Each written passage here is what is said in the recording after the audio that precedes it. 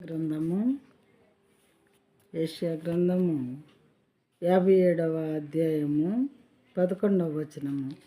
Isaiah chapter 57 verse 11.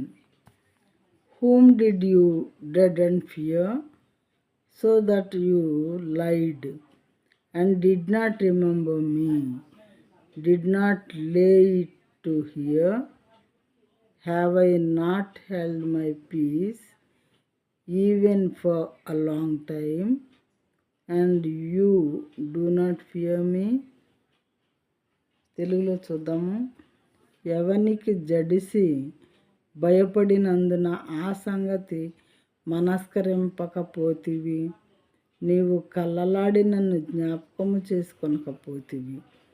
బహుకాలము నుండి నేను మౌనముగా ఉండినందుననే కదా నీవు నాకు భయపడటలేదు అని దేవుడు అడుగుతున్నారు. ప్రియమైన వాళ్ళారా, ఆయన బిడ్డలైనటువంటి వారందరినీ, ఎవరికి భయపడుతున్నావు నువ్వు?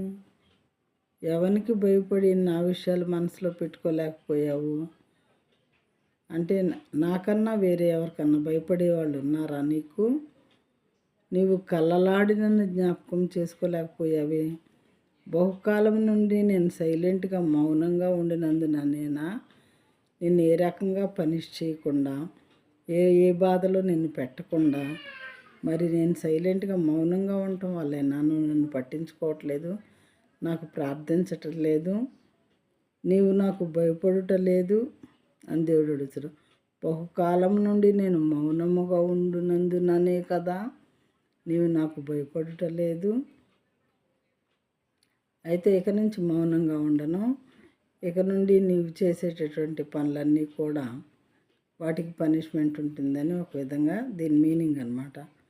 నేను సైలెంట్గా ఉండటం వల్లే కదా నువ్వే కొంచెం కూడా భయం చూపించట్లేదు నా పట్ల అని దేవుడు మనల్ని అందరినీ అడుగుతున్నారు. ప్రియమైన వాళ్ళారా, మాట విన్నటువంటి మనందరికీ ఈ వాక్యము వర్తిస్తుంది.